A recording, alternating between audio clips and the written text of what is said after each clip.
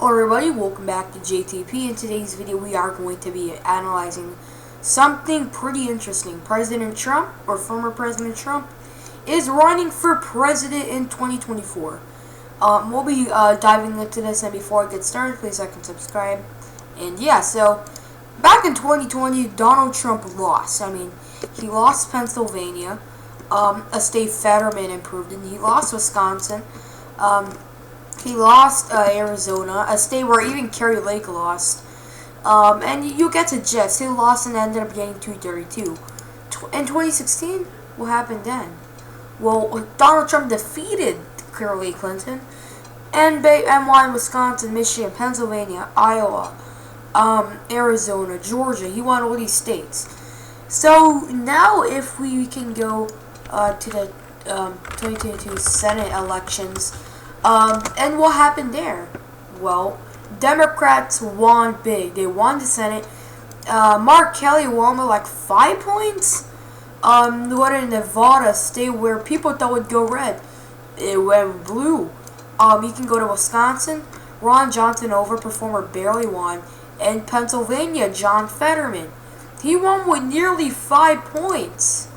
A person who can't even talk well. New Hampshire, Don Bolduc got utterly destroyed, and it's just showing how the Republican Party is. I think it's clear the Republican Party is going to be dead one.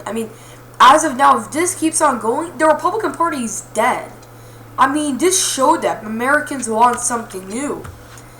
Instead of just attacking the other candidate, we had some good wins, like in Florida, Marco Rubio and Ron DeSantis ran good, and that's literally it, as I could see, and in maybe California.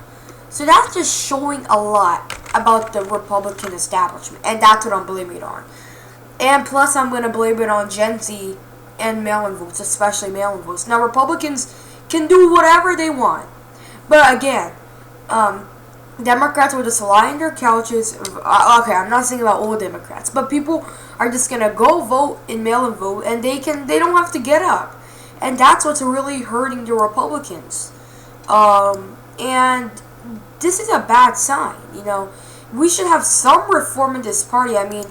If the election was today, we'll say Trump chooses MTG, and if she chooses MTG, I'm going to be very disappointed. I'm not saying that MTG is horrible, because I'm not going to do any opinion on that. I'm just saying people heavily disfavor MTG. But if Joe Biden's the nominee, Trump has a shot.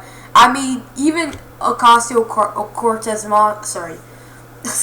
AOC and the other Democrats don't even want Biden to run. So if this was a map, I would assume it would be something. No, Nebraska is first one to be solid. It would probably turn to something like this. Indiana barely makes it because of Pence. Biden wins the West Coast pretty good.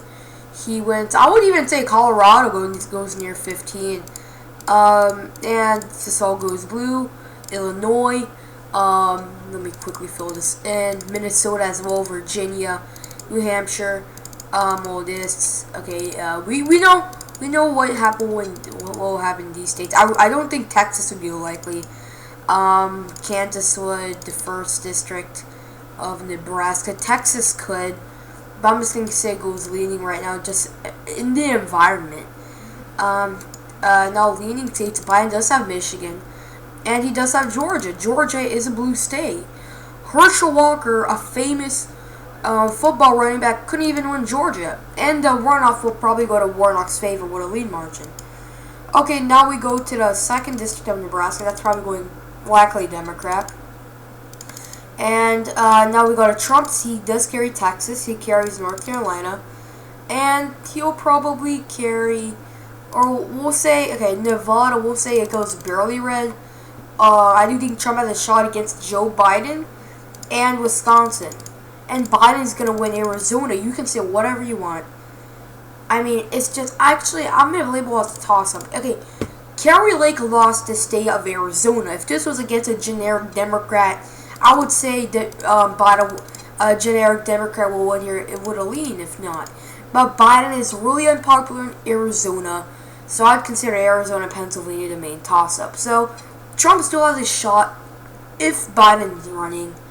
But yeah, it just shows how difficult it's going to be for Trump. I mean, if it was DeSantis, it would have been way easier because, you know, he is the person the Republican Party is looking at right now. They're not looking at Trump. They're basically leaving him right now, because they're seeing that probably lots of Americans have not going to vote for them because the media will say all sorts of things about Donald Trump, making people skeptical. So if it was DeSantis, he would have won, not a doubt.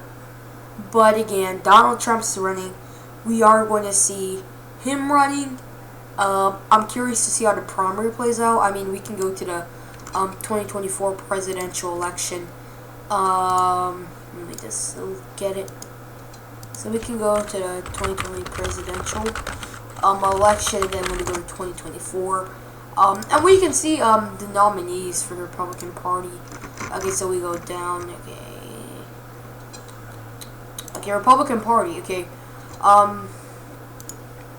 over here. Okay, Donald Trump is running for president, as you can see here. And we have publicly expressed interest. Liz Cheney, we know she's out.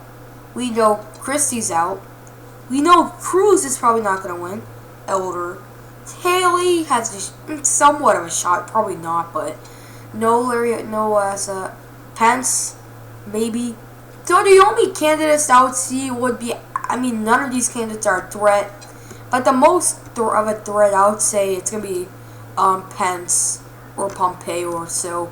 And then we go to the potential candidates. You have Ron DeSantis and Glenn Youngkin are the main competitors. I don't think Abbott's going to run, Kemp or Rubio, but I'd say it's either going to be DeSantis or Youngkin, if any of them. Youngkin would do very good. He's a moderate. I'd say DeSantis chooses Youngkin as VP. But Trump is going to have a big competition in the primary. I'm not saying that Trump's going to win with Atlanta. It's going to be tough.